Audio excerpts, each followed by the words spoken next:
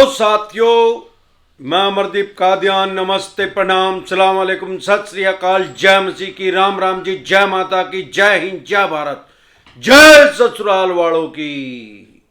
साथियों, आपका स्वागत है डिसेंट फैमिली में। साथियों, आज हम बात करेंगे कि बेड बैंक कैसे रिकवरी करेगा आम और खास आदमी से।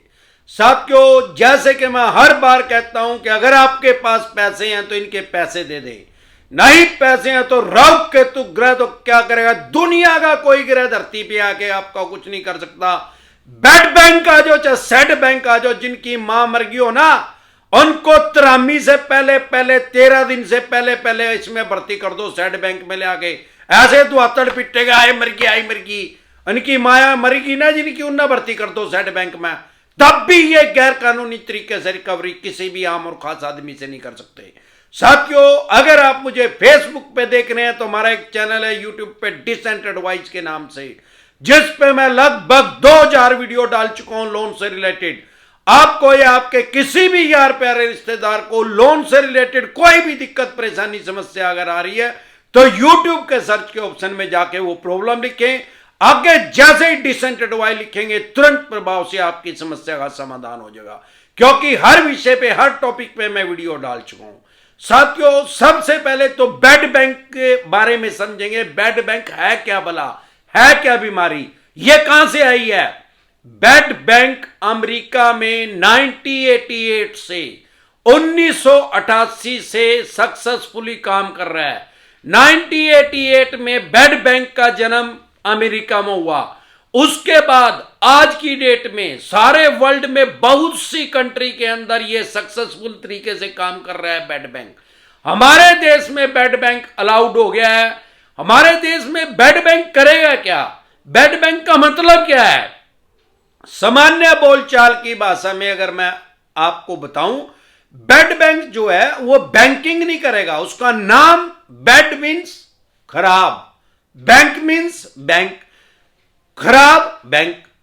ये कोई भी बैंकिंग नहीं करेगा, कोई भी ब्रांच नहीं खोलेगा बैंकिंग की, ना किसी का सेविंग अकाउंट खोलेगा, ना करंट अकाउंट, ना आरटीजीएस, आईएमपीएस, डीडी नहीं बनाएगा, किसी अन्य तरह की बैंकिंग से रिलेटेड कोई भी कार्य नहीं करेगा। अब सवाल ये आता है कि इसका नाम बेड बैंक क्यों है जब ये बैंकिंग करेगा नहीं। अरे भाई, ये तो हमारे देश में क्या है कि पाश्चात्य सभ्यता की तरफ चल रहे हैं भाई। 4K टीवी आ गया तो 4K आ गया, एलईडी आ गई तो एलईडी कहने लगे ना, मतलब से मतलब नहीं है भाई। वहां नाम क्या है, वहीं से क्रेडिट कार्ड आया, वहां से क्रेडिट कार्ड तो यहां भी क्रेडिट कार्ड नाम रख दिया।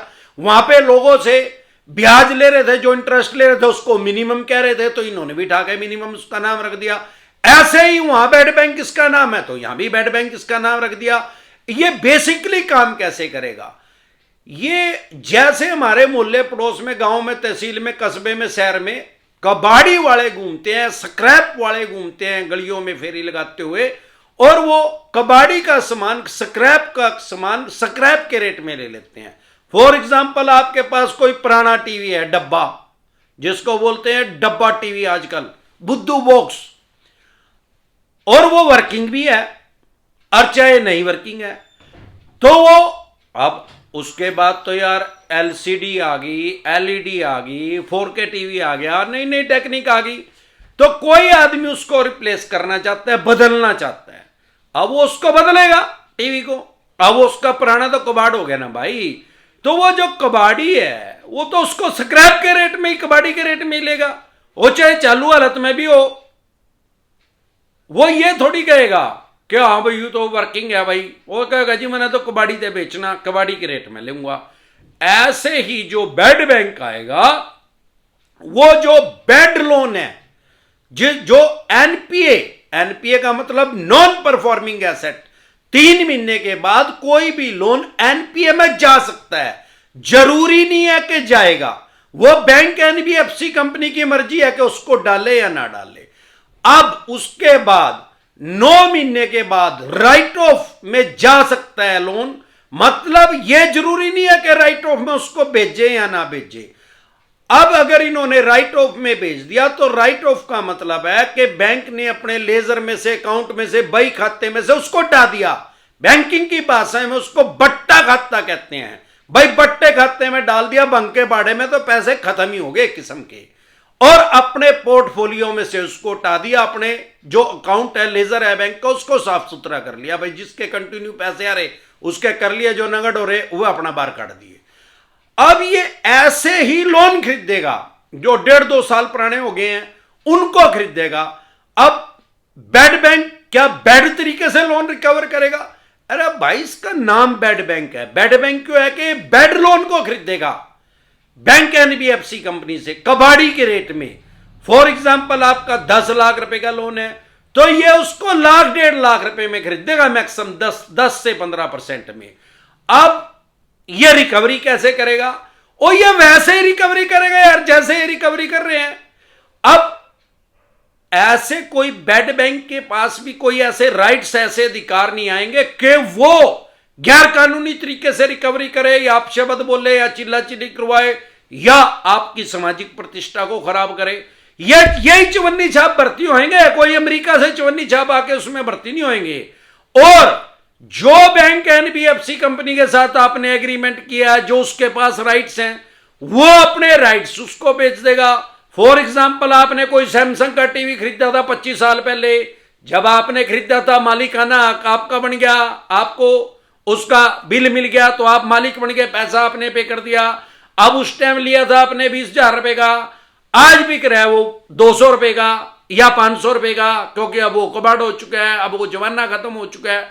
अब आपके पास तो राइट्स हैं उसको बेचने की, क्योंकि आपने खरीद रखा है। ऐसे ही बैंक एनबीएफसी कंपनी ने लोगों को लोन दे रखा है तो उसके पास राइट्स और अधिकार तो है ही पैसे वापसी लेने के, नहीं मिल पा रहे तो बात दूसरी है। तो बैड बैंक को वो ही राइट्स और अधिकार बैड बैंक को भेज देगा और बैड बैंक फिर उसकी रिकवरी करने की कोशिश करेगा। और कोई भी लोन अगर आपका 3 साल से पे नहीं हुआ, फॉर एग्जाम्पल अगर आज 10 जनवरी 2023 को आपकी ईएमआई ड्यू थी, आज डिफॉल्ट हुई, 10 जनवरी 2026 के बाद कोई भी बैंक या एनबीएफसी कंपनी कानूनी रूप से आपके ऊपर केस करके वो पैसा कवर नहीं कर सकती, क्योंकि इसको बोलते हैं लिमिटेशन एक्ट 1963। 1963 में लिमिटेशन एक्ट आया जो ये कहता है कि किसी भी बैंक या एनबीएफसी कंपनी ने आपसे पैसा लेना है, या आपने किसी से लेना है, या आपसे किसी आम आदमी ने लेना है, किसी भी बिजनेस व्यापार काम धंधे का उसने आपको दिया था, तो वो सिर्फ 3 साल तक उसके पास राइट्स और अधिकार है कि वो आपके ऊपर केस कर दे। अगर 3 साल तक उसने केस नहीं किया तो वो लीगल रूप से, कानूनी रूप से रिकवरी का केस नहीं कर सकता आपके ऊपर, ना ही कोई बैंक एनबीएफसी कंपनी, ना ही कोई और। तो अगर 3 साल से पुराना केस आपका हो गया है, 3 साल से आपने कंटिन्यू एक भी किस्त नहीं दी है, तो आपका जो लोन है वो कानूनी रूप से लिमिटेशन एक्ट उसके ऊपर लागू हो गया है। क्यों लिमिटेशन एक्ट लागू है? भाई कोई आदमी आज 20-25 साल का होगा लोन लिया, कोई 16 साल का तो होगा नहीं, 35 साल का होगा मैक्सिमम। अरे 35 साल का कोई आदमी है, अगर 50 साल के बाद उसके ऊपर केस करेंगे, अगर लिमिटेशन एक्ट ना हो, इसीलिए बना भाई 85 साल में या तो वो हरिद्वार चला जो जा चुका होगा, नहीं तो वो जाने की तैयारी कर रहा होगा, खटिया पड़े होगा, तो वो केस कैसे लड़ेगा? इसलिए लिमिटेशन एक्ट इनको रोकता है। तो कबाड़ी का तरीके से बैंक कबाड़ी के रेट में लोन को खरीदेंगे और फिर बैंक रिकवरी करने की कोशिश करेगा बैड बैंक, जैसे ये बैंक कर रहे हैं, चवन्नी छाप कर रहे हैं। नी चवन्नी छापों को जो भी गैर कानूनी तरीका है यूज करेंगे, अमरदीप कादियान बता देगा इन चवन्नी छापों का यमराज यही है यार, और कोई है नहीं सारे देश में अमरदीप कादियान के सिवाय, जो लाम और खास आदमी को उनके राइट्स बता रहा है, उनके अधिकार बता रहा है। अभी आपको डरने घबराने की जरूरत नहीं है। अभी जो बैड बैंक तो आ गया हमारे देश में, अभी वो कॉर्पोरेट घराने के जो बड़े बड़े हजारों करोड़ रुपए के, सैकड़ों करोड़ रुपए के बैड लोन है, उनको खरीद रहा है। आम आदमी के 10, 20, 50 लाख, करोड़, 2 करोड़ रुपए के लोन को वो नहीं खरीद रहा है। तो जब भी वो इस लाइन में आएगा, इनको खरीदने की कोशिश करेगा। हमारी बैंकिंग पे पूरी नजर है। जब से बैंक का जन्म हुआ 1843 से लेके, जो कि सबसे पहला बैंक था, बैंक ऑफ मद्रास, जो कि आज चेन्नई जिसको बोलते हैं, सबसे पहला बैंक खुला ही मद्रास में था ब्रिटिश काल में। और तब से लेके आज तक बैंकिंग में जो भी अमेंडमेंट हुआ है, जो भी बदलाव हुआ है, वो सब अमरदीप कादियान को पता है। और जब तक मैं हरिद्वार जाऊंगा, जो भी अमेंडमेंट होगा, जो भी बदलाव होगा, हमारी पैनी नजर है इसके ऊपर, हमें तुरंत प्रभाव से सब पता लग जाता है और आम और खास आदमी को सामान्य बोलचाल की भाषा में बता और समझा देते हैं। साथियों, दो तरह के नोटिस को कभी भी अवॉइड ना करें। 138 का चेक बाउंस का अगर आपके पास आ रहा है तो उसको कभी भी अवॉइड ना करें, कभी भी उसको हल्के में ना ले, नहीं तो आप अपने 14 दिन के लिए आपको न्यायिक हिरासत में जाना पड़ सकता है। मतलब 14 दिन के लिए आपको जेल हो सकती है मिनिमम। वैसे तो जो चेक बाउंस का केस है वो बेलेबल ऑफेंस है, जमानती अपराध है, तुरंत प्रभाव से उसमें जमानत हो जाती है और फिर माननीय सुप्रीम कोर्ट से तक जाते आते 40 से 45 साल लगते हैं। इसको इग्नोर ना करें। दूसरा, अगर आपके पास सरफेसी एक्ट 2002 के अकॉर्डिंग नोटिस आ रहा है, 13(2) का, 34 का, सिंबॉलिक पोजीशन का, फिजिकल पोजीशन का, उसको कभी भी हल्के में ना ले, कभी भी इग्नोर ना करें, नहीं तो आप अपनी मकान, दुकान, जमीन, जायदाद, फैक्ट्री, कारखाना, स्कूल, कॉलेज, बंगला, कोठी, शोरूम या जो भी आपने प्रॉपर्टी मॉर्गेज करके, गिरवी रख के, रहन रख के इनसे पैसा लिया है, आप उससे हाथ धो बैठेंगे, उसकी ये ऑक्शन कर देंगे, बोली कर देंगे, स्क्रैप के रेट में, कबाड़ी के रेट में उसको बेच देंगे। फॉर एग्जांपल, आपकी प्रॉपर्टी की कीमत 3 करोड़ रुपए है मार्केट वैल्यू, ये उसको 1 करोड़ रुपए में सेल कर देंगे। ये क्या कहेंगे, भाई हमारा तो 1 करोड़ क्यों इनको लेना है, ये कहेंगे इसकी मार्केट वैल्यू 1 करोड़ रुपए है। आप सिर्फ इनके पास एक सिंपल नोटिस इशू करें, भाई जहां पे मेरी प्रॉपर्टी है, जिस लोकेशन पे है, जितने गज की है, जितने स्क्वायर फुट की है, उतने स्क्वायर फुट की, उतने गज की, उसी लोकेशन पे 2 आदमियों के एफिडेविट लेके आओ कि वो 1 करोड़ रुपए में अपनी प्रॉपर्टी को बेचने के लिए तैयार हैं। ना तो 9 मन तेल होगा, ना राधा चाहिए, और ना आपकी प्रॉपर्टी बिकेगी। इसके अलावा भी कानूनी राइट्स आपके पास अधिकार है कानूनी रूप से अपनी प्रॉपर्टी को बचाने के।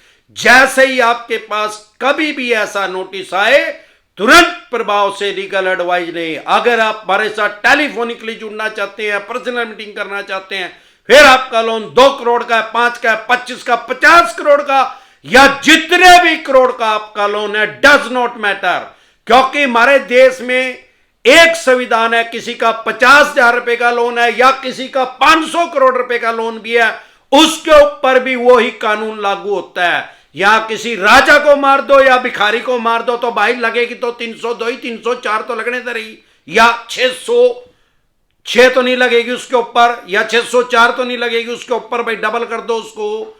तो साथियों, जब भी ऐसा कोई नोटिस आए तो तुरंत प्रभाव से लीगल एडवाइस लें। अगर आप हमारे साथ टेलीफोनिकली जुड़ना चाहते हैं, पर्सनल मीटिंग करना चाहते हैं, फिर आपका लोन 2 करोड़ का, 5 का, 25 का, 50 करोड़ का, जितने भी करोड़ का, आपके पास सरफेसी एक्ट 2002 के अकॉर्डिंग नोटिस आया, 13(2) का, 13(4) का, सिंबॉलिक पोजीशन का, फिजिकल पोजीशन का, डीएम साहब का, या इसके अलावा आपके पास कोई नोटिस आया 138 नेगोशिएबल इंस्ट्रूमेंट एक्ट 1881 का, पेमेंट एंड सेटलमेंट एक्ट 2007 का, आर्बिट्रेशन एंड कंसोलिडेशन एक्ट 1996 का, या रिकॉल नोटिस आया अन्य किसी भी तरह का, कोई भी नोटिस आपके पास आया है लोन से रिलेटेड, जो भी डॉक्यूमेंट्स आपके पास हैं वो सभी लेके आप मेरे से पर्सनल मीटिंग कर सकते हैं, पर्सनली एडवाइस ले सकते हैं या टेलीफोनिकली भी एडवाइस ले सकते हैं। हमारे साथ जुड़ने का क्या प्रोसेस है, आपकी स्क्रीन पे कमेंट बॉक्स के अंदर एक नंबर आया हुआ है 9306347314। इस नंबर को सेव करके व्हाट्सएप मैसेज करें,